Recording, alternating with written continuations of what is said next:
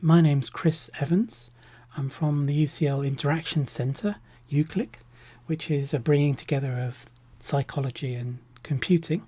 And I've got 5 minutes to talk to you about some of the interventions, teaching innovations that we've introduced to enhance the student experience. And I'll start by talking about the postgraduate taught experience survey that learners mentioned. And there are two aspects of the survey, two questions in the survey that I want to focus on relating to promptness and usefulness. These are the questions the student had to rate on a Likert scale. Feedback on my work has been prompt and feedback on my work has been useful. And I wanted to talk about some of the things that we've done in order to increase the ratings on these two dimensions. So I'm going to talk about three different innovations. And the first one is computer-based assessment. We used the computer to test the students and give them immediate feedback. So this contrasts with traditional essay exams that I'm sure you're familiar with. There are lots of drawbacks to exams. One of them is that they don't conform to the trend to provide just-in-time education, learning when you need it most, because often the exams occur or the assessment through exams is disconnected from the teaching.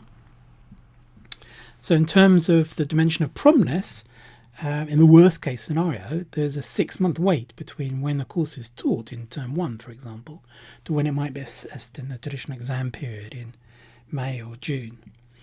So they're not very prompt.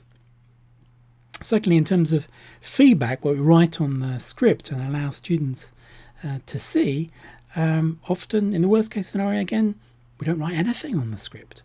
So in terms of usefulness of feedback, it's not useful at all.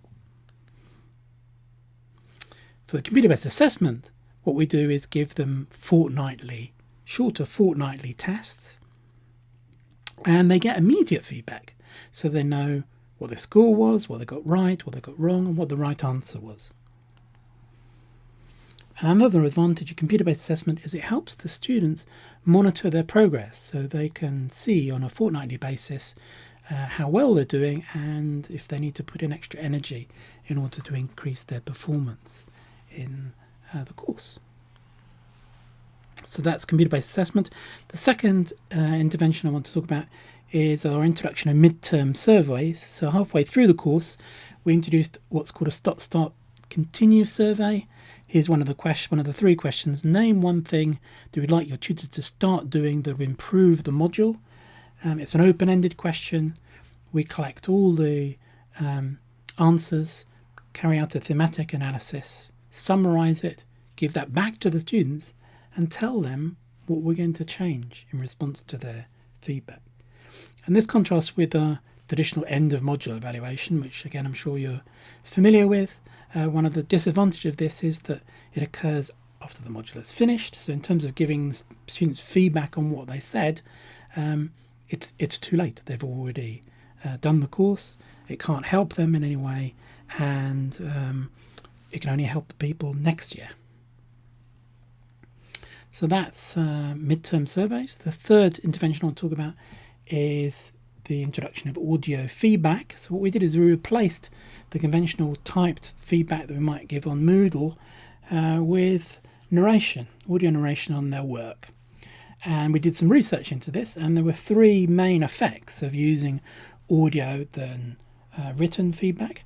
The first, probably the one that might have most interest to you, is that we found that it took between 1/5 and 1/6 of the time to produce audio feedback for the same amount of words than it did for written feedback. So it's hugely quicker. We also found that it reduces the barriers between the tutor and the student. The students found audio feedback much more personal. And thirdly, it's a much richer medium for providing feedback. Through intonation and emphasis, you can give signals to students that you can't do easily in the written form. There are actually 6 different effects. I don't have time to go into them now, but I'm happy to talk about them in the questions if anyone's interested. But that brings me to the end of my talk. So innovations in teaching to enhance the process of learning, in particular in relation to promptness and usefulness, 3 interventions: computer-based assessment, midterm surveys, and audio feedback. Thank you.